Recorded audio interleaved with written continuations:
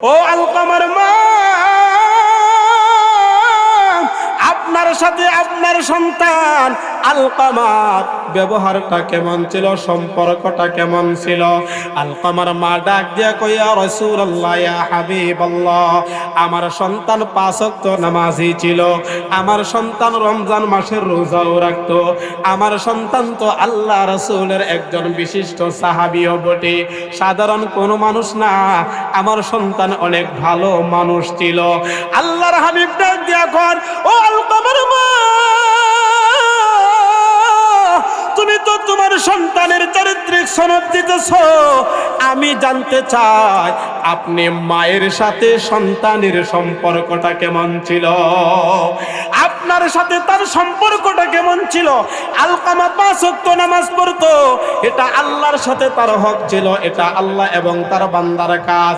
সে রমজান মাসে রোজা রাখতো, আল্লাহ এবং তার বান্দার কাজ, আর রাসূলের সাহাবী, এটাও কথা ঠিক আছে, কিন্তু আপনি মায়ের সাথে সম্পর্কটা কেমন ছিল এটা আগে একটু বলেন। এই কথা যখন আল্লাহর হাবিব বললেন, তখন এই আলকামার মা আর বুকের চাপানো যে কষ্টগুলি, এটা আর ধৈর্য ধারণ করতে পারে নাই, অটোমেটিক চোখ দ্বারা টপ টপ টপ টপ করে পানিগুলি বের হয়ে গেল। রাসূলের বুঝতে আর বাকি রইল না যে অবশ্যই মায়ের সাথে ওই আলকামার ভেজাল ছিল, মায়ের সাথে ভালো ব্যবহার করে না। আল্লাহর হাবিব ডাক দিয়া কয়, ও আলকামার মা, এবার বলেন আপনার সাথে কেমন ব্যবহার ছিল? আলকামার মা কান দিয়া দিয়া কই, ইয়া রাসূলুল্লাহ, ইয়া হাবিবাল্লাহ, আমার এই সন্তান তো আগে ভালোই ছিল, কিন্তু এখন তো আর আমার সাথে ভালো ব্যবহার করে না, কিছুদিন হয়ে গেল আমার সাথে আর সুন্দর কোনো ব্যবহার করে না, আমার সাথে সম্পর্কটা ভালো না। রাসূলের বুঝতে আর বাকি রইল না, এই কারণে সন্তানের জবান দ্বারা কালিমা বের হয় না। আল্লাহর হাবিব হযরত বেলাল, হযরত আবু বকর সিদ্দিক রাদিয়াল্লাহু তাআলা আনহু, আরো কয়েকজন সাহাবী ওই জায়গার ভিতরে উপস্থিত ছিলেন। তখন তাদেরকে বললেন, ও বেলাল, যাও জঙ্গলের মধ্যে যাও, পাহাড়ের ভিতরে যাও, যাইয়া ওই জায়গা থেকে শুকনা লাকড়িগুলি নিয়ে আসো, আইনা এখানে প্রচন্ড আকারে একটা বড় আগুন জ্বালাও, আগুন জ্বালাও, এই আগুনের ভিতরে আলকামারে নিক্ষেপ করা হবে। এই আলকামার মা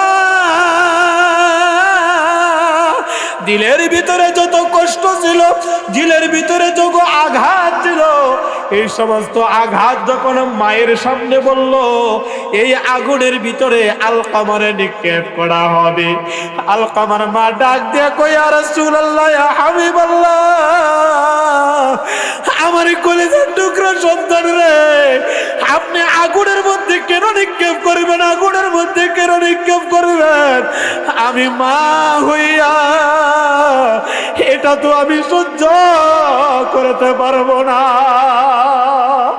قال رسول الله صلى الله عليه وسلم قال ثلاثة قد حرم الله عليهم الجنة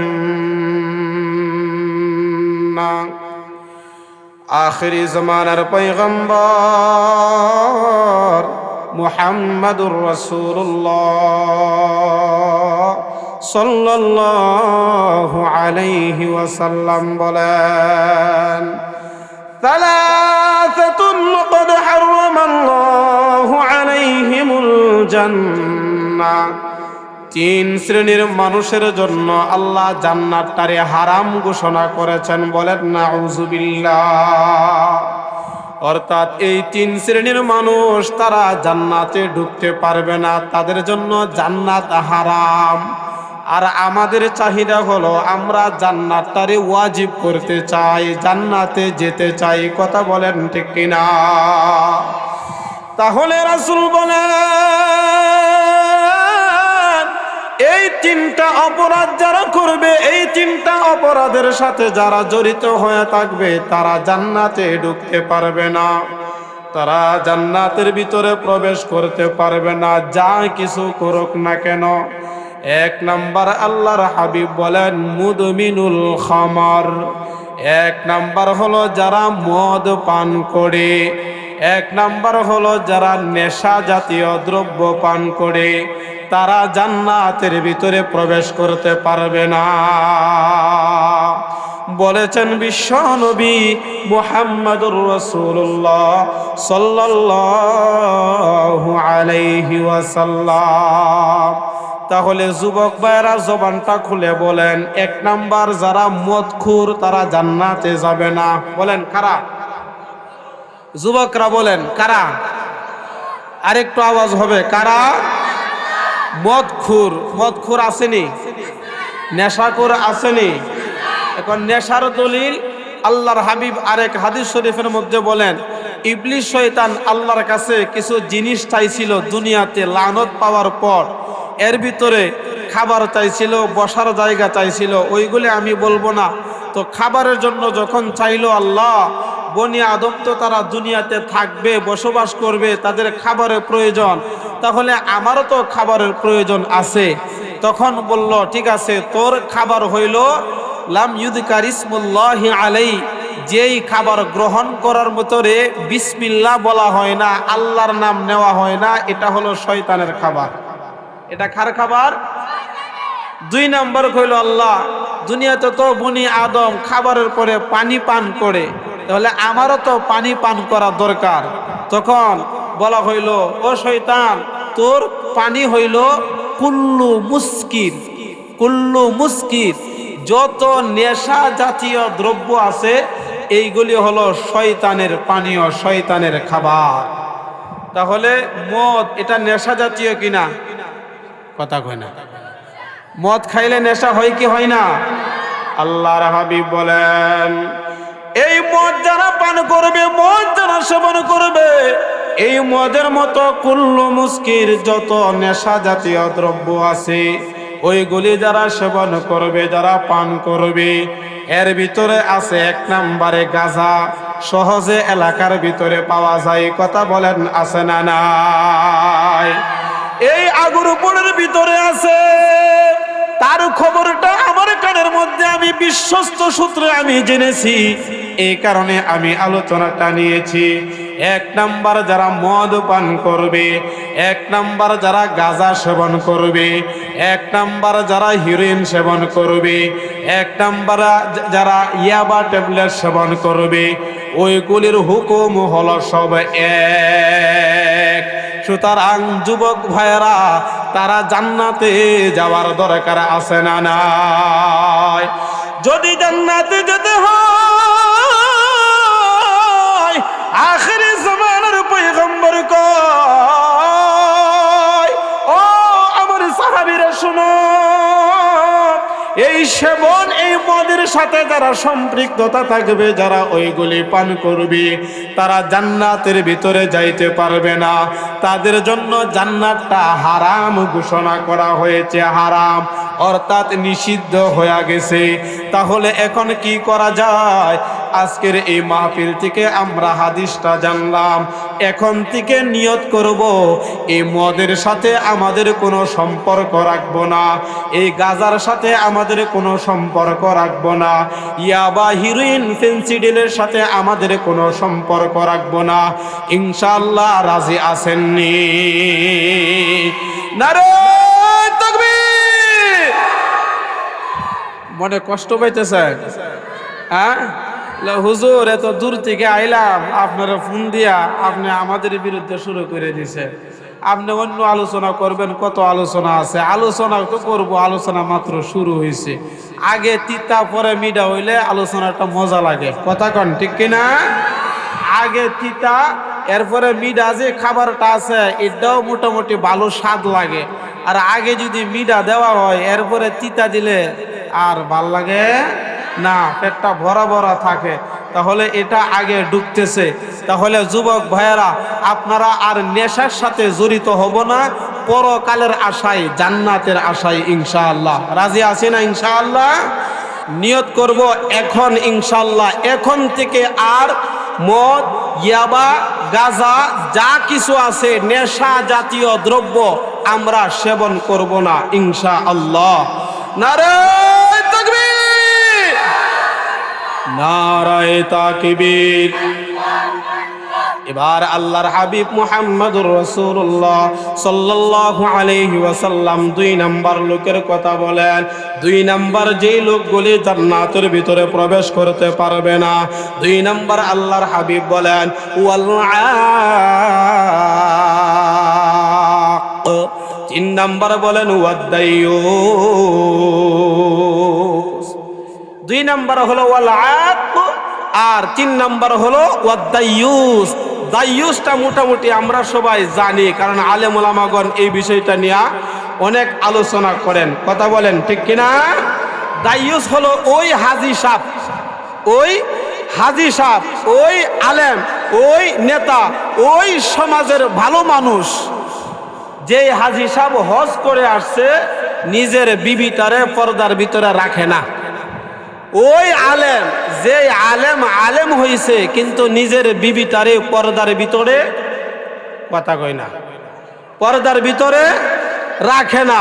দাইয়ুস হলো ওই নেতা যিনি সমাজের সমস্ত মানুষ তারে ভালো কয় কিন্তু নিজের বিবিটারে পর্দার ভিতরে রাখতে পারে না, উনি হলেন দাইয়ুস।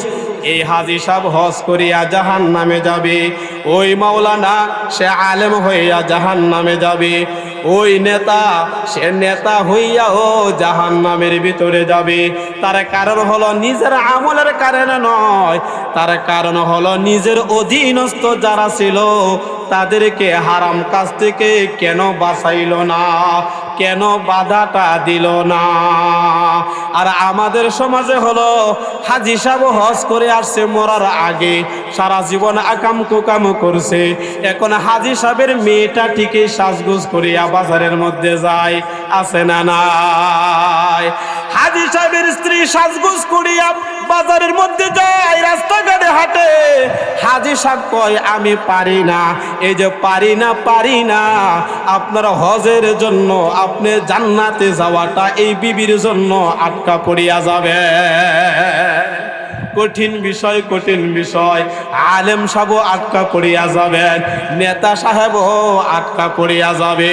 তাহলে আমরা যারা আমাদের ঘরের অভিভাবক আছি, আমরা যারা আমাদের ঘরের অভিভাবক আছি, আমাদের অধীনস্থ যে সকল ছেলে আর মেয়ে আছে তাদেরকে হারাম কাজ থেকে বাধা দেওয়ার দায়িত্ব হলো এই ঘরের অভিভাবক। এই অভিভাবক যদি বাধা না দেয় তাহলে উনারে বলা হয় দাইয়ুস। এই দাইয়ুস ব্যক্তি 5 ওয়াক্ত নামাজ পড়িয়াও জাহান্নামের ভিতরে যাবে, ওই দাইয়ুস ব্যক্তি আলেম হইয়াও জাহান্নামের ভিতরে যাবে, ওই দাইয়ুস ব্যক্তি নেতা হইয়া জাহান্নামের ভিতরে যাবে। তাহলে 3 নাম্বার হলো দাইয়ুস, বাকি রইল মধ্যস্থলে 2 নাম্বার ওয়াল আক। 2 নাম্বার কি? ওয়াল আক। এই আক শব্দের অর্থটা হলো সহজ, সেটা হলো মা এবং বাবার অবাধ্য ছেলে আর মেয়ে। আল্লাহর হাবিব বলেন 2 নাম্বার ওয়াল আক। ও দুনিয়ার মানুষেরা শোনো,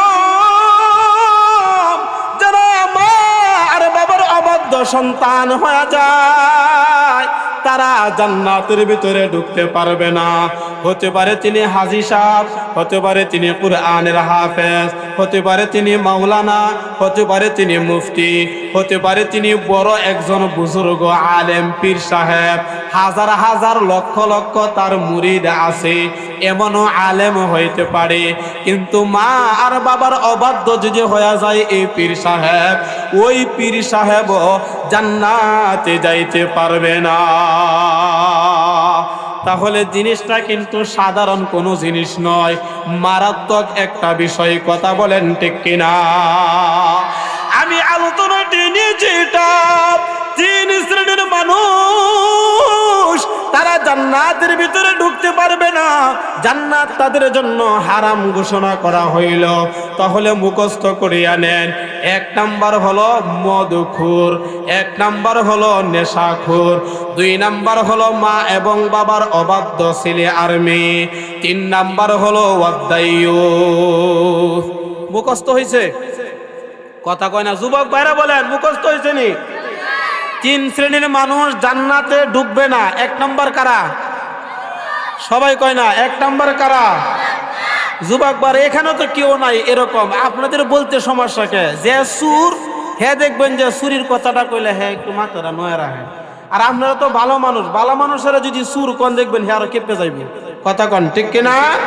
তা আপনাদের তো পাওয়ারটাই থাকবে একটু ভিন্ন, কারণ আমরা এটার সাথে জড়িত না। এক নাম্বার জান্নাতে যাইবে না কারা? মদখোর। আলহামদুলিল্লাহ, তাহলে ভবিষ্যতে মদখোরের সাথে আমরা সম্পর্কটাও রাখবো না ইনশাআল্লাহ। রাজি আছেন ইনশাআল্লাহ? সম্পর্ক রাখবো না মদখোরের সাথে। দুই নাম্বার মা এবং বাবার অবাধ্য সন্তান।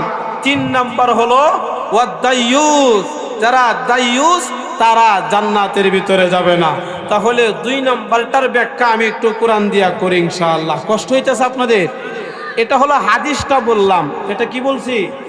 হাদিস বলছি। এবার কুরআনুল কারীমের আয়াতটার দিকে যাই।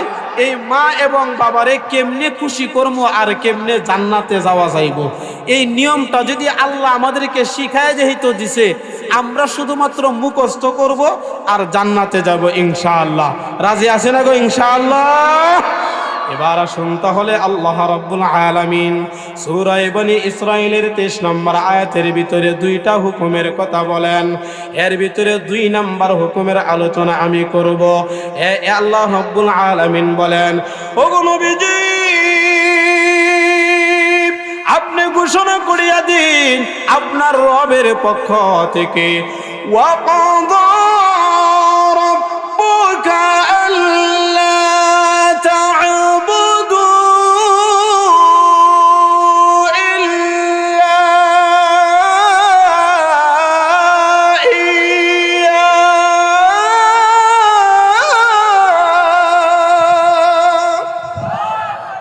কার কথা?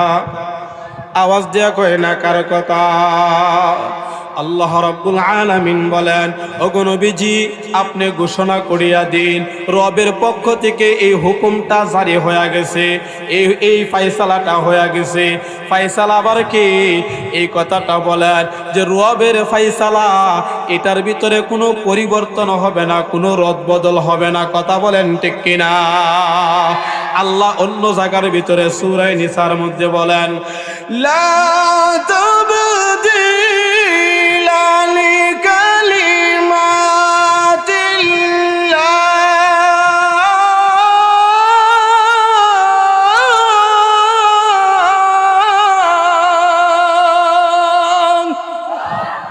আল্লাহ বলেন লা তাবদীলা, কোনো পরিবর্তন নাই, কোনো পরিবর্তন নাই।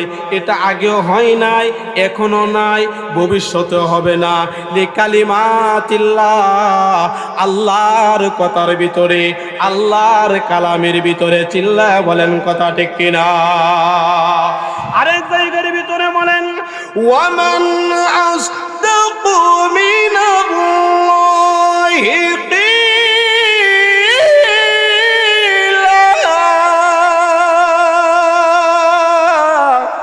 আল্লাহ বলেন আল্লাহর কথার চাইতে সত্যবাদী কথা আর কার হইতে পারে?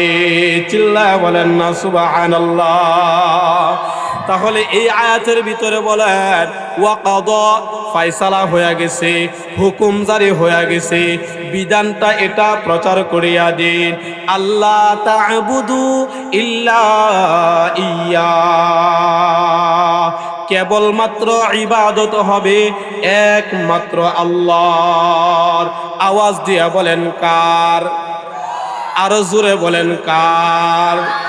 গোলামি করব কার? ইবাদত করব কার? দাসত্ব করব কার? কারণ হলো এই আল্লাহই হলেন আমার আপনাদের সৃষ্টিকর্তা, স্রষ্টা। আমাদের লালনকারী, আমাদের পালনকারী, আমাদের হায়াত দাতা, আমাদের মৌত দাতা, জান্নাত জাহান্নাম, আসমান জমিন, গ্রহ নক্ষত্র, চাঁদ সিতারা, যা কিছু আছে সমস্ত কিছুর একচ্ছত্র ক্ষমতার মালিক। আওয়াজ দিয়া বলেন তিনি কে? আল্লাহ এটা সূরা ফাতিহার ভিতরেই বলেন, আলহামদুলিল্লাহি রাব্বিল আলামিন।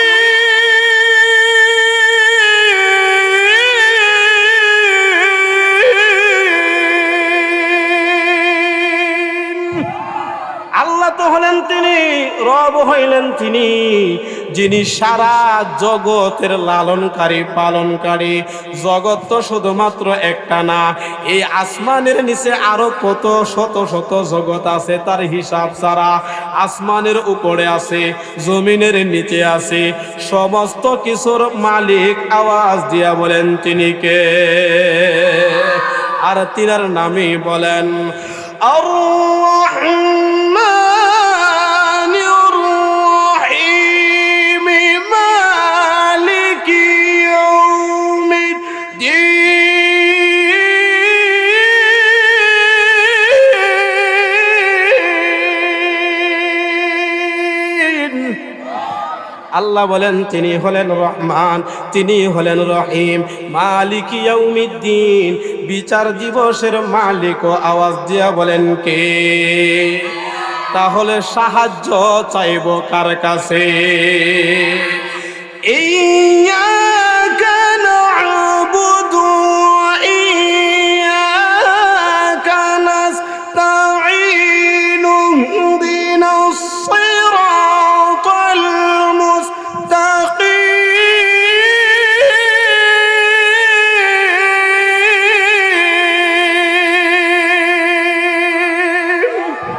এই কারণে আল্লাহর কাছে বলা, আল্লাহ আমরা তোমারই ইবাদত করি, তোমারই দাসত্ব করি, একমাত্র কেবলই তোমার কাছে আমরা সাহায্য প্রার্থনা করি, আর কারো কাছে সাহায্য চাই না। কথা বলেন ঠিক কিনা? আল্লাহ এই কথাটাই ওই জায়গার ভিতরে বলেন, আল্লাহ তা'বুদু, একমাত্র ইবাদত করবা, ইল্লা ইয়া, সেই রব যিনি আমাদের পালনকারী লালনকারী, আমাদের হায়াত দাতা, আমাদের সৃষ্টিকর্তা। আওয়াজ দিয়া বলেন তিনি কে? এটা একটা সাবজেক্ট, একটা হুকুম আল্লাহ করলেন। এবার 2 নাম্বার, আল্লাহর ইবাদতের সাথে সাথে, দাসত্বের সাথে সাথে আরেকটা হুকুম যেটা করলেন, এই হুকুমটা আরো গুরুত্বপূর্ণ।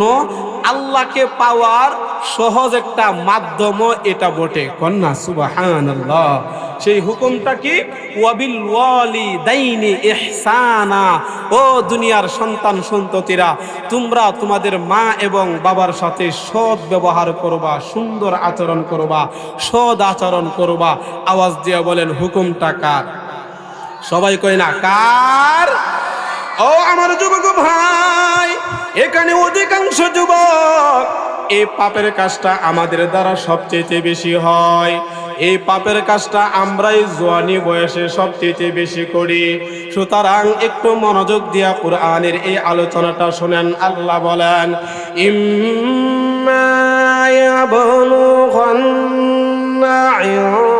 ইনদাকাল কিবার আহাদুহুমা আও কিলাহুমা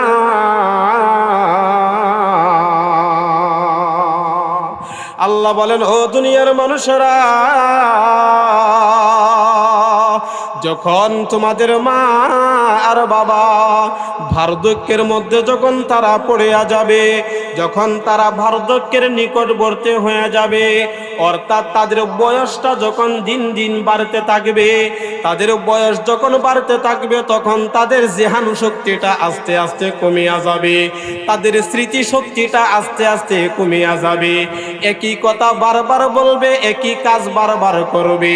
ও দুনিয়ার মানুষেরা, যখন তোমাদের মা আর বাবা তারা যখন বয়সটা বাড়িয়া যাবে, তখন তাদের সাহায্যের প্রয়োজন হয়ে যাবে। তখন তারা বসলে আর আর দাঁড়াইতে পারবে না, দাঁড়াইলে আর তারা বসতে পারবে না, আরেকজনের সাহায্য লাগবে। ও দুনিয়ার মানুষেরা শোনো, যখন তোমাদের মা আর বাবা তারা যখন বার্ধক্যের মধ্যে পৌঁছিয়া যাবে, তখন তারা হাঁটতেও পারবে না, আরেকজনের সাহায্য লাগবে। আল্লাহ এই কারণে কুরআনুল কারীমের ভিতরে বলেন, আইন্দাকাল কিবার, যখন তারা বার্ধক্যের নিকটে হয়ে যাবে, তখন যেন আমরা তাদের সাথে কোনো প্রকারের খারাপ আচরণ না করি, তাদের সাথে যেন সুন্দর ব্যবহার করি। এবং আল্লাহ এরপরে বলেন, আহাদুহুমা আও কিলাহুমা, তোমাদের মা এবং বাবা থেকে একজন যদি জীবিত পাও, অথবা দুইজনের যদি তোমরা জীবিত পাও, আহাদুহুমা অর্থ হলো এক, আও কিলাহুমা অর্থ হলো দুই। তাহলে এক দুইয়ের কথা কেন বললেন? আমার মতো এখানে অনেক মানুষ আছেন যাদের বাবা মারা গেছে ছোট থাকা অবস্থায়, আছে না নাই? অনেক সন্তান আছে মায়ের গর্ভে থাকা অবস্থায় বাবা দুনিয়া থেকে চলে যায়। আবার এমন হয় কত মা ডেলিভারির সময় মায়ের ইন্তেকাল হয়ে যায়, মায়ের মরণ হয়ে যায়, সন্তানটা দুনিয়ার বুকে বাঁচিয়া থাকে। কথা বলেন, আছে না নাই? আল্লাহ এই কথাটা স্মরণ করিয়া দিয়া কয়, আহাদুহুমা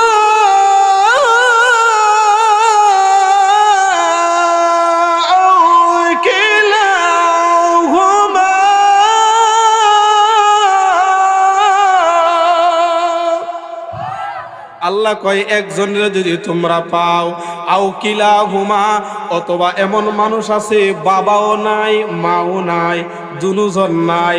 আবার এমন মানুষও আছে বাবাও জীবিত আছে মাও জীবিত আছে।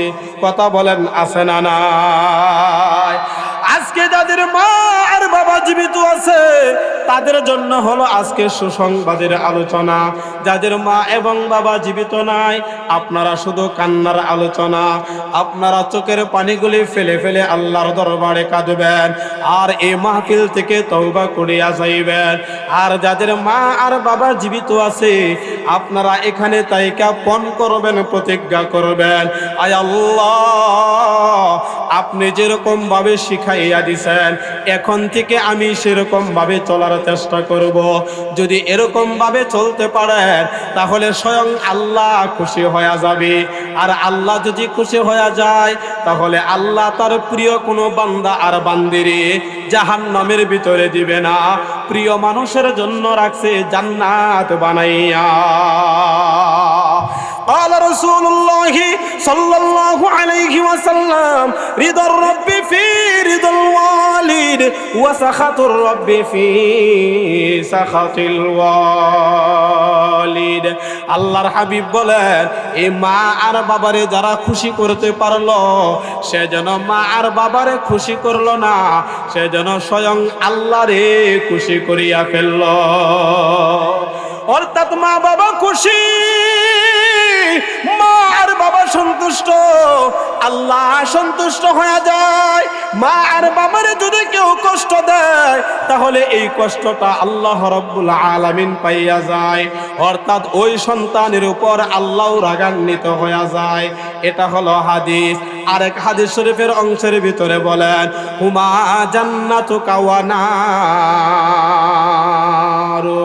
ও সাহাবীরা শুনো, যাদের মা এবং বাবা জীবিত আছে তাদের জন্য জান্নাত আর জাহান্নাম দুটোই তাদের সামনে আছে। তারা ইচ্ছা করলে জান্নাতে যাইতে পারবে, তারা ইচ্ছা করলে জাহান্নামেও যাইতে পারবে। বলবেন হুজুর এটা আবার কেমনে? আমরা তো চাই জান্নাতে যাওয়ার জন্য। আল্লাহর হাবিব বলেন, হুমা জান্নাতুকা, এই দুনিয়ার মানুষেরা শোনো, এই যে তোমার মা এবং বাবা দুইজন আছে, এই দুইজন হলো তোমাদের জন্য দুইটা জান্নাত। চিল্লা কন্যা সুবহানাল্লাহ। এই দুইজন হলো দুইটা জান্নাত, ওয়া নারুক, আর এই দুইজন হলো তোমাদের জন্য জাহান্নাম। কেমনে জাহান্নাম? এই মা এবং বাবারে কষ্ট দিয়া যাদের মরণ হয়ে গেল, অথবা সন্তান জীবিত রইল, মা এবং বাবার মরণ হয়ে গেল, মা এবং বাবার দিলের ভিতরে কষ্ট নিয়ে মরণ হইল, ভালো ব্যবহার করে নাই, এই সন্তানগুলি যেন তারা দুনিয়াতে থাকিয়া জাহান্নাম কামাই করিয়া রইল। ও আমার যুবক ভাই, এই কারণে আল্লাহ রাব্বুল আলামিন বলেন আহাদুহুমা আও কিলাহুমা। এবার তাদেরকে খুশি করার পদ্ধতি হইল 5টা। আওয়াজ দিয়ে বলেন কয়টা? সবাই কয় না কয়টা? এটা হলো মেইন, মুখস্থ করবেন। প্রথম যে একটা হাদিস বলছিলাম এটা মুখস্থ করাইলাম, আর এখন এই 5টা পদ্ধতি মুখস্থ করবেন। বলেন কয়টা? সবাই কয় না কয়টা? এই কথাগুলি কার? আল্লাহর। বলেন কার? আল্লাহর। কোনো সন্দেহ আছে? আমি শুধু কোরআন শরীফের তেলাওয়াত করব আর হাদিস বলবো আর কোটেশনগুলি বলবো, আপনারা মুখস্থ করবেন ইনশাআল্লাহ। এবারে 1 নাম্বার আল্লাহ রাব্বুল আলামিন বলেন ফালা তাকুল লাহুমা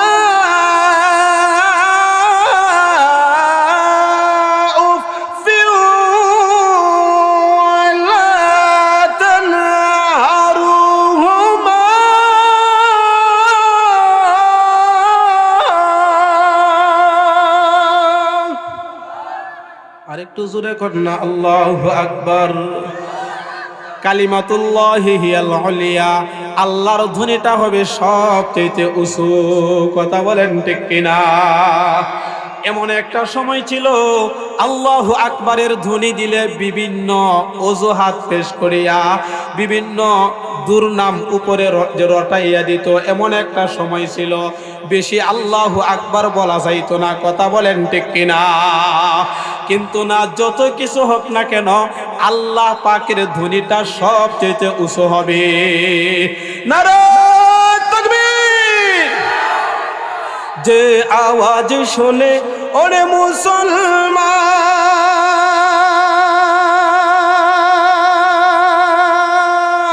ভয়ে কাঁপিত কাফের বেঈমান, দৌড়ে সেই হুঙ্কার কুলিয়া ছড়ে আবার, দৌড়ে সেই হুঙ্কার রামজিরে আবার, পাপ দুনিয়া ভেঙ্গে কররে চুরমার, লিল্লাহি তাকবীর। আমার আল্লাহ ডাক দিয়া কয়, ও দুনিয়ার মানুষেরা শোনো,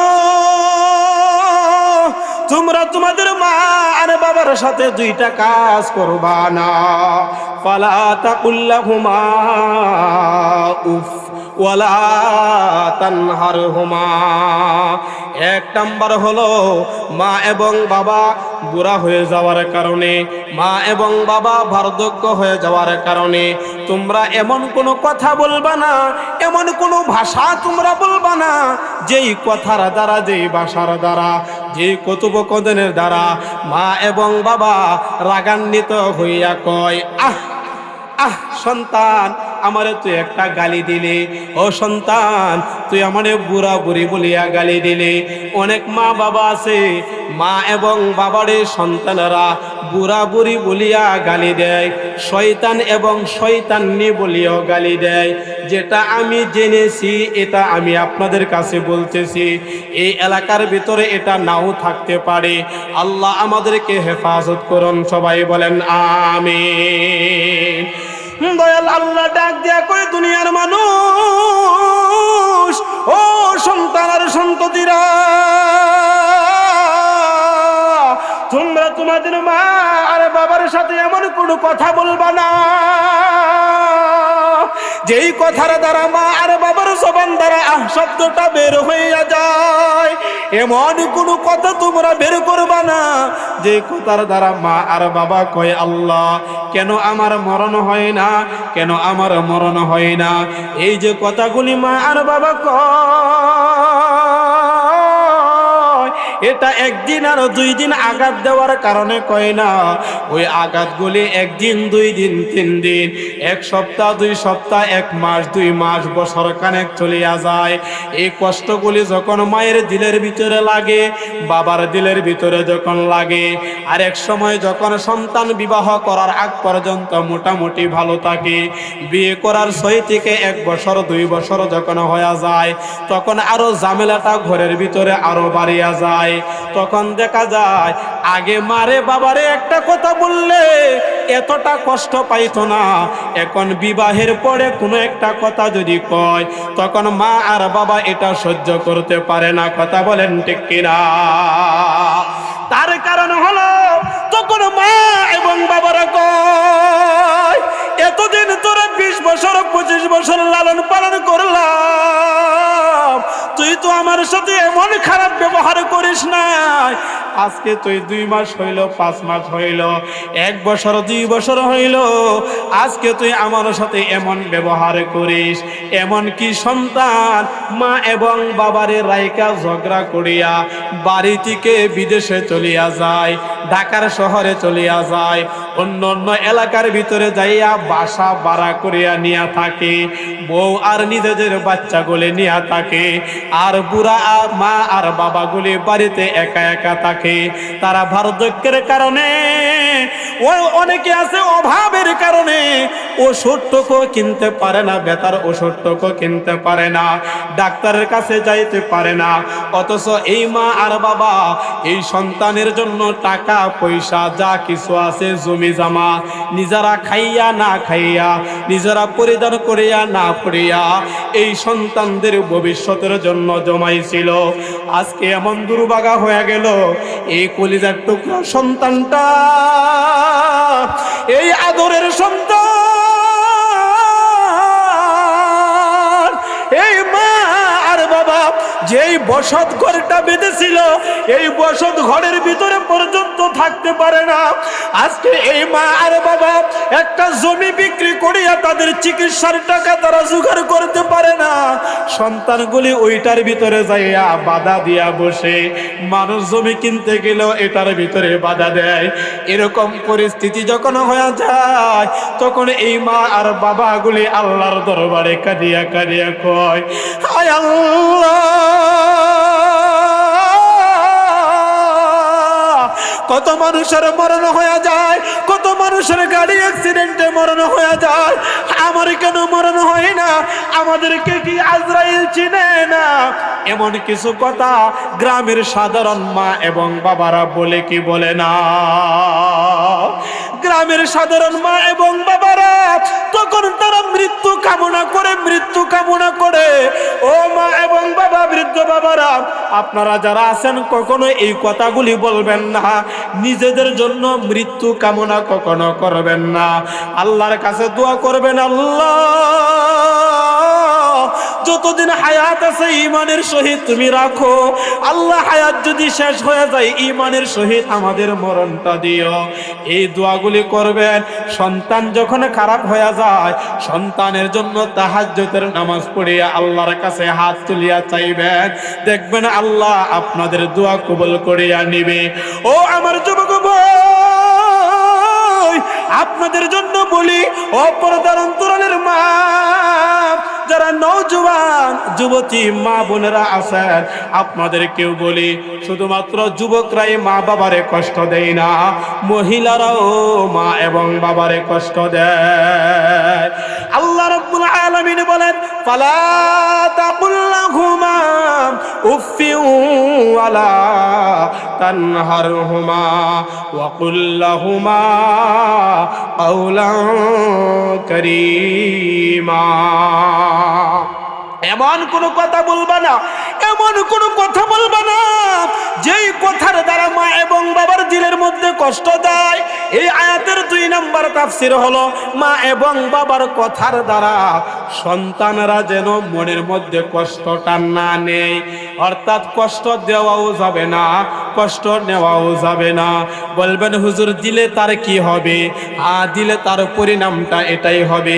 আমি প্রথম যে হাদিসটা পড়েছিলাম, আল্লাহ রাসূলুল্লাহ সাল্লাল্লাহু আলাইহি ওয়াসাল্লাম, কুল্লু যুনুবি ইয়াগফিরুল্লাহু মিনহা মা শাআ ইল্লা উকুকাল ওয়ালিদাইন। রাসূল আরবি মুহাম্মদুর রাসূলুল্লাহ সাল্লাল্লাহু আলাইহি ওয়াসাল্লাম বলেন, কুল্লু যুনুবি, যত গুনাহ আছে, যত পাপ আছে, ইল্লা মা শা, আল্লাহ ইচ্ছা করলে মাফ করিয়া দিতে পারে, তবে ইল্লা, তবে উকুকাল ওয়ালিদাইন, মা এবং বাবার অবাধ্য সন্তান যারা, আল্লাহ তাদেরকে মাফ করবে না। ফাইন্নাহু ইউআজ্জালু লিসাহিবিহি ফিল হায়াতি ক্বাবলাল মামাত। ও যুবক ভাই, বৃদ্ধ বাবারা, একটু মনোযোগ দিয়া শুনেন, কত কঠিন হাদিস। আল্লাহর হাবিব বলেন, দুনিয়ার মানুষ ফাইন্নাহু ইউআজ্জালু লিসাহিবিহি ফিল হায়াতি ক্বাবলাল মামাত।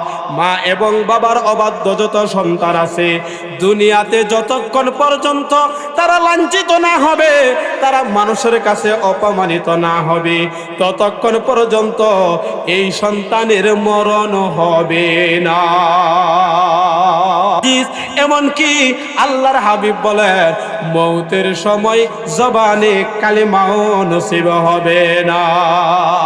আবুল আইস সমরকন্দি রাহমাতুল্লাহি আলাইহি আল্লাহর হাবিবের একখানা হাদিস উল্লেখ করিয়া আল্লাহ রাসূলের একজন সাহাবী, এই সাহাবীর ঘটনা উল্লেখ করিয়া বুঝাইয়া দিছে, নবীর সাহাবী হওয়া সত্ত্বেও মরণের সময় বৈশা বৈশা কালিমার তালকিন দেয়, কিন্তু জবান দ্বারা তারা কালিমা বের হয় না। নবীজির সাহাবী, ও যুবক ভাই, আমার এই মাইকের আওয়াজ যতটুকু পর্যন্ত যায়, একটু মনোযোগ দিয়ে শুনেন। ওই সাহাবীর নাম হলো আলকামা রাদিয়াল্লাহু তাআলা আনহু। উনি যখন মৃত্যুর শয্যায়, তখন উনার বিবি কাছে বৈশা বৈশা, স্বামীর পাশে বৈশা বলতেছে, লা ইলাহা ইল্লাল্লাহু মুহাম্মাদুর রাসূলুল্লাহ। মৌতের সময় কালিমাটা যেন হয়ে যায়, ইমানি হালতে যেন তার মতটা হয়ে যায়, কিন্তু না না না, আওয়াজটিকেই শুনে জবান দ্বারা তার কালিমা বের হয় না। ওই আলকামার বিবি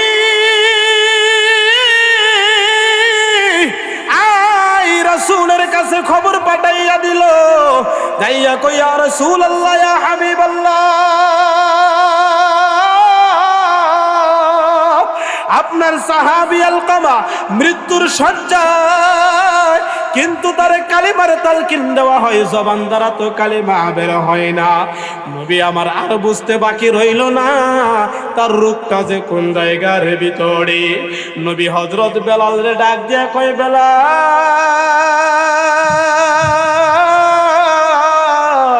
ওই আলকামার আব্বা আম্মা কই? হযরত বেলাল খবর নিয়ে দেখে ওই আলকামার বাবা আগে দুনিয়া থেকে বিদায় হয়ে গেছে, বাইসে আছে বুড়ি দুঃখিনী মা। এই দুঃখিনী মা এখনো জীবিত আছে। তাই আল্লাহর হাবিব হযরত বেলাল সহ আরো কয়েকজন সাহাবীরে পাঠাইয়া দিলেন, ও বেলাল, যাও যাও, আলকামার আম্মার কাছে যাইয়া আমি রাসূলের সালাম জানাইবা। যদি আলকামার মা সুস্থ থাকে, সবল থাকে, তাহলে আমার এখানে আসবে। আর যদি বার্ধক্যের কারণে কষ্ট হয় আসতে, তাহলে আমার এখানে আসার দরকার নাই। আমি মুহাম্মদ এই আলকামার মায়ের কাছে যাব। চিল্লায়া বলেন না সুবহানাল্লাহ। আমার নবীর চরিত্র কতই যে সুন্দর ছিল, এই কারণে আল্লাহ স্বয়ং সার্টিফিকেট দিয়েছেন, ওয়ামা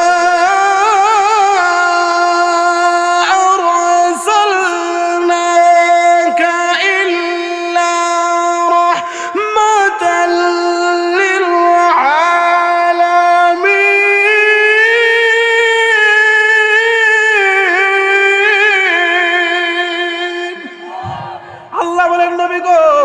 আমি আপনারে পুরা জাহানের জন্য রহমত বানাইয়া পাঠাইলাম, করুণা বানাইয়া পাঠাইলাম। ওই নবীজি কয়, ও বেলাল, যদি আমার এখানে আসতে যদি কষ্ট হয় তাহলে বলবা আমি মুহাম্মদ আলকামার মায়ের কাছে যাব। হযরত বেলাল হাবশী যাইয়া আলকামার মায়ের রাসূলের সালাম জানাইয়া এবার বললেন রাসূলের সংবাদটা। আলকামার মা ডাক দিয়া কয়, আখিরি জামানার পয়গম্বর সাইয়্যিদুল মুরসালিন মুহাম্মাদুর রাসূলুল্লাহ সাল্লাল্লাহু আলাইহি ওয়াসাল্লাম তিনি কষ্ট করে আমার এখানে আসবে এটা হতে পারে না, আমি রাসূলের দরবারে যাব। এই বুড়া মা হাঁটি হাঁটি পা পা করে রাসূলের দরবারে আসলেন। এবার আল্লাহর হাবিব মুহাম্মাদুর রাসূলুল্লাহ সাল্লাল্লাহু আলাইহি ওয়াসাল্লাম আলকামার আম্মারে জিজ্ঞাসা করে, ও আলকামার মা, আপনার সাথে আপনার সন্তান আলকামার ব্যবহারটা কেমন ছিল, সম্পর্কটা কেমন ছিল? আলকামার মা ডাক দিয়া কয়, ইয়া রাসূলুল্লাহ, ইয়া হাবিবাল্লাহ, আমার সন্তান 5 ওয়াক্ত নামাজি ছিল, আমার সন্তান রমজান মাসের রোজাও রাখতো, আমার সন্তান তো আল্লাহ রাসূলের একজন বিশিষ্ট সাহাবীও বটে, সাধারণ কোনো মানুষ না, আমার সন্তান অনেক ভালো মানুষ ছিল। আল্লাহর হাবিব ডাক দিয়া কয়, ও আলকামার মা, তুমি তো তোমার সন্তানের চারিত্রিক সনদ দিতেছ, আমি জানতে চাই আপনি মায়ের সাথে সন্তানের সম্পর্কটা কেমন ছিল, আপনার সাথে তার সম্পর্কটা কেমন ছিল? আলকামা 5 ওয়াক্ত নামাজ পড়তো, এটা আল্লাহর সাথে তার হক ছিল, এটা আল্লাহ এবং তার বান্দার কাজ। সে রমজান মাসে রোজা রাখতো, আল্লাহ এবং তার বান্দার কাজ। আর রাসূলের সাহাবী, এটাও কথা ঠিক আছে, কিন্তু আপনি মায়ের সাথে সম্পর্কটা কেমন ছিল এটা আগে একটু বলেন। এই কথা যখন আল্লাহর হাবিব বললেন, তখন এই আলকামার মা আর বুকের চাপানো যে কষ্টগুলি, এটা আর ধৈর্য ধারণ করতে পারে নাই, অটোমেটিক চোখ দ্বারা টপ টপ টপ টপ করে পানিগুলি বের হয়ে গেল। রাসূলের বুঝতে আর বাকি রইল না যে অবশ্যই মায়ের সাথে ওই আলকামার ভেজাল ছিল, মায়ের সাথে ভালো ব্যবহার করে না। আল্লাহর হাবিব ডাক দিয়া কয়, ও আলকামার মা, এবার বলেন আপনার সাথে কেমন ব্যবহার ছিল? আলকামার মা কান দিয়া দিয়া কই, ইয়া রাসূলুল্লাহ, ইয়া হাবিবাল্লাহ, আমার এই সন্তান তো আগে ভালোই ছিল, কিন্তু এখন তো আর আমার সাথে ভালো ব্যবহার করে না, কিছুদিন হয়ে গেল আমার সাথে আর সুন্দর কোনো ব্যবহার করে না, আমার সাথে সম্পর্কটা ভালো না। রাসূলের বুঝতে আর বাকি রইল না, এই কারণে সন্তানের জবান দ্বারা কালিমা বের হয় না। আল্লাহর হাবিব হযরত বেলাল, হযরত আবু বকর সিদ্দিক রাদিয়াল্লাহু তাআলা আনহু, আরো কয়েকজন সাহাবী ওই জায়গার ভিতরে উপস্থিত ছিলেন। তখন তাদেরকে বললেন, ও বেলাল, যাও জঙ্গলের মধ্যে যাও, পাহাড়ের ভিতরে যাও, যাইয়া ওই জায়গা থেকে শুকনা লাকড়িগুলি নিয়ে আসো, আইনা এখানে প্রচন্ড আকারে একটা বড় আগুন জ্বালাও, আগুন জ্বালাও। এই আগুনের ভিতরে হযরত, এই আগুনের ভিতরে আলকামারে নিক্ষেপ করা হবে। এবার একটা বিষয় দেখেন, মা, এই মা আর বাবা, আপনারা তারে যতই কষ্ট দেন না কেন, আপনারা তারে যতই আঘাত দেন না কেন, আপনারা তাদের ভরণ পোষণ যতই করেন না কেন, না করেন না কেন, 5 বছর 10 বছরও যদি হয়ে যায়, দেখবেন বাবাও গোপনে গোপনে মানুষের কাছে খবর লয় যে আমার আব্দুর রহমান কেমন আছে, আর মা তো বাবার চাইতে আরো বেশি খবর লয় যে আমার আব্দুর রহমান কোন জায়গায় থাকে, কিভাবে থাকে, সে ভালো আছে কিনা। এই মা 10 বছর 20 বছর যদি কোনো সন্তান মা এবং বাবার সাথে সম্পর্ক ভালো না, 10 বছর পরেও যদি রাত্রে 1টা 2টা 3টার সময় যদি কোনো লোক আইসা ডাক দিয়া কয়, ও আব্দুর রহমানের আম্মা, তোমার আব্দুর রহমান তো গাড়ি অ্যাক্সিডেন্ট হয়ে গেছে, মৃত্যুর শয্যায় আছে। অথবা এরকম কোনো আশ্চর্যজনিত কোনো কথা যদি তারা কয়, তখন দেখবেন দুনিয়ার সমস্ত মানুষ তার দুর্নাম বললেও মা তখন আরামের ঘুমটা সারিয়া লাভ দিয়া ঘর থেকে বের হইয়া যায়। বাবার অন্তরটাও নরম হয়, বাবার দিলটা নরম হইলেও কষ্টের কথা স্মরণ করিয়া মারে তখন ধমকাইয়া কই, এত রাত্রিবেলা বের হইস না, আমি আগে যাই একটু দেখি। কিন্তু বাবা একটু ধৈর্য ধারণ করলেও মারে তখন আর ধৈর্য ধারণ করানো যায় না। মা জায়গা চিনে না, মেডিকেল চিনে না, কোথায় আছে কিছুই জানে না। ঘর থেকে রাত্রিবেলা বের হইয়া হাউ মাউ করিয়া কান্না শুরু করিয়া দেয়। কত মা আছে অজ্ঞান হইয়া রাস্তার মধ্যে পড়িয়া যায়, অথচ এই মারে 10 বছর যাবৎ ওই সন্তান খাবারও দেয় না, কথাও কয় না। এই আলকামার মা দিলের ভিতরে যত কষ্ট ছিল, দিলের ভিতরে যত আঘাত ছিল, এই সমস্ত আঘাত যখন মায়ের সামনে বলল এই আগুনের ভিতরে আলকামারে নিক্ষেপ করা হবে, আলকামার মা ডাক দিয়ে কই, ইয়া রাসূলুল্লাহ, ইয়া হাবিবাল্লাহ, আমার কলিজার টুকরা সন্তান রে, আপনি আগুনের মধ্যে কেন নিক্ষেপ করবেন? আগুনের মধ্যে কেন নিক্ষেপ করবেন? আমি মা হইয়া এটা তো আমি সহ্য করতে পারবো না। এবার নবীজি ডাক দিয়ে কয়, আলকামার মা, এই আগুন তো হলো দুনিয়ার আগুন, এই আগুনের পাওয়ার তো আর এত বেশি কিছু নয়, কিন্তু জাহান্নামের যে আগুনের পাওয়ার, আল্লাহর হাবিব হাদিস শরীফের ভিতরে বলেন, ক্বালা রাসূলুল্লাহ সাল্লাল্লাহু আলাইহি ওয়াসাল্লাম, উকির আলাইহা আলফ সানাতিন হাত্তা ইহমাররাত থুম্মা উকির আলাইহা ألف سنة حتى يبيض ثم أوقد عليها ألف سنة حتى اسودت فهي سوداء مظلمة। আল্লাহর হাবিব বলেন, জাহান্নামের আগুন আল্লাহ যখন জাহান্নাম করে বানাইছিল, তখন এটারে একদিন আর 2 দিন নয়, 1 সপ্তাহ আর 2 সপ্তাহ নয়, 1 মাস আর 2 মাস নয়, 1 বছর আর 5 বছর নয়, 1000 বছর আলফা সানা, 1000 বছরে জাহান্নামের আগুনটারে জ্বাল দিছে, 1000 বছরে জাহান্নামের আগুনটারে তাও দিছে, শুধুমাত্র এই আগুনের পাওয়ারটা বাড়ানোর জন্য, আগুনের লেলিহান যেন বাড়িয়া যায়, আগুনের পুরানোর ক্ষমতা যেন আরো বাড়িয়া যায়। আল্লাহর হাবিব কয়, এরপরে আগুনের রংটা হইছে লাল। আল্লাহর হাবিব কয়, এরপরে আল্লাহ তাআলা সারিয়া দেয় নাই, তুম্মা উকির আলাইহা আলফাসানা। ও আমার সাহাবীরা শোনো, এই যে জাহান্নাম, এই জাহান্নামের যে আগুন, তুম্মা উকির আলাইহা আলফাসানা, আরো 1000 বছর যখন এটারে তাও দিছে, জাল দিছে, এরপরে এই আগুনের রংটা হয়ে গেছে সাদা। আল্লাহর হাবিব বলেন, সুম্মা উকির আলাইহা আলফাসানা, আরো 1000 বছর যখন এই জাহান্নামের আগুনটারে জাল দিছে, 3000 বছর জাহান্নামের আগুনটারে শুধুমাত্র জাল দিছে, তাও দিছে, এরপর আগুনটা পাওয়ার বাড়তে বাড়তে এটা হাত্তা ইসওয়াদাত, এটা কালো হয়ে গেছে, কালো কালো হয়ে শেষ হয় নাই, ফাহিয়া সাউদা ও মুজলিমা, পুরাটা জাহান্নাম কালো অন্ধকার হয়ে গেছে।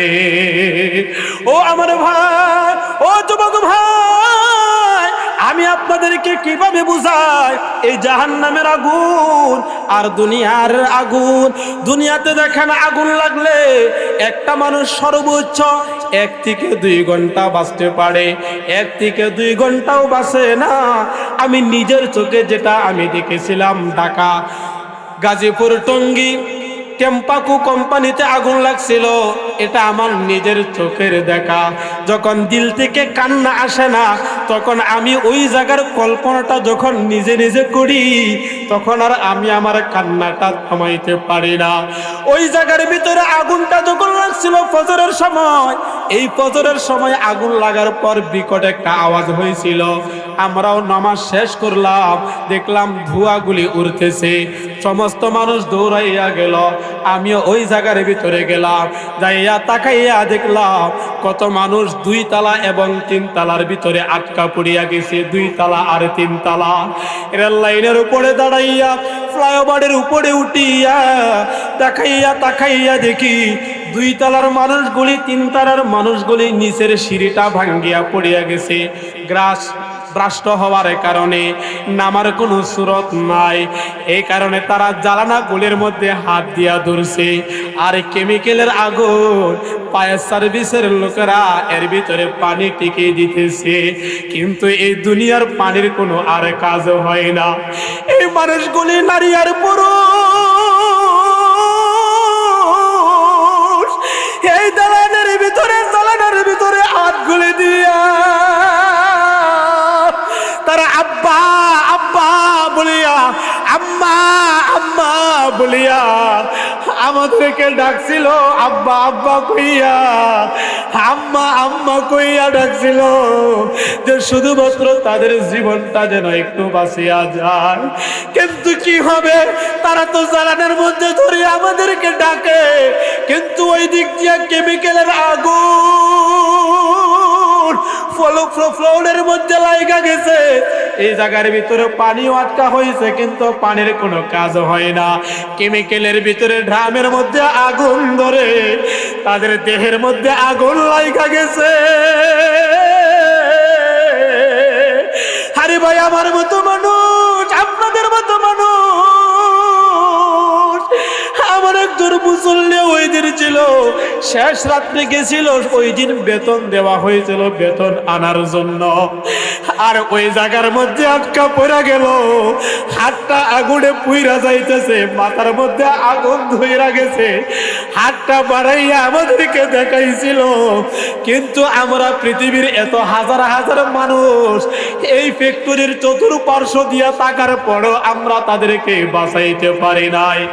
1 ঘন্টা সময়, 2 ঘন্টা সময় তখন চলিয়া যায়, এই মানুষগুলির আর কোনো অস্তিত্ব পাওয়া যায় না।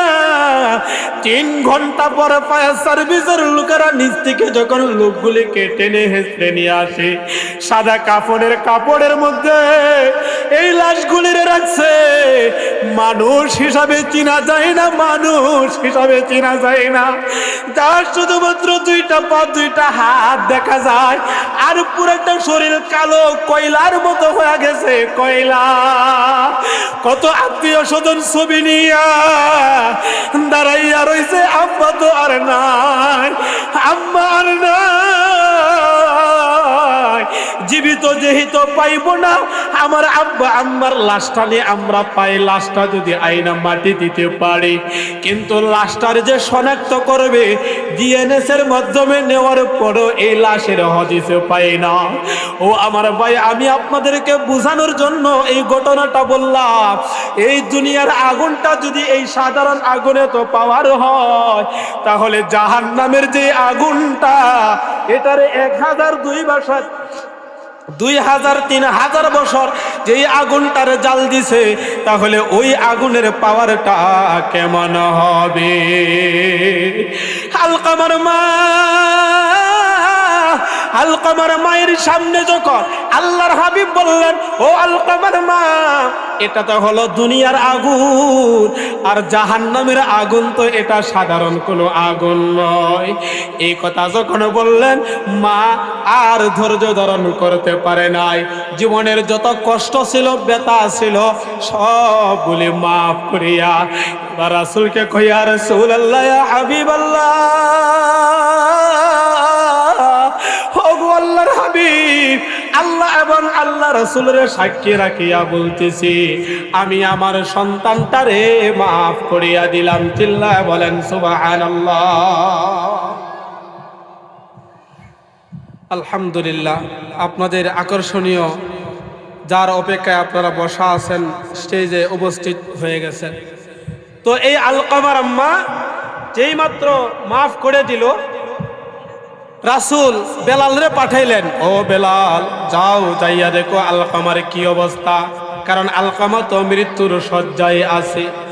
হযরত বেলাল হাবশী যাইয়া দেখে আলকামার মা আলকামা হযরত বেলাল ঘরের ভিতরে প্রবেশ করছে, আর আলকামার জবান দ্বারাও কালেমায়ে শাহাদাত বের হয়ে গেছে, আশহাদু আল্লাহ ইলাহা ইল্লাল্লাহু ওয়া আশহাদু আন্না মুহাম্মাদান আবদুহু ওয়া রাসূলুহু।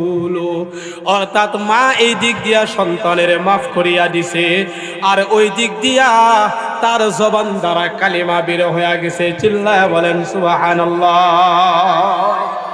তাহলে মা এবং বাবার অবাধ্যতা করা যাবে না ইনশাআল্লাহ। রাজি আছেন ভাই?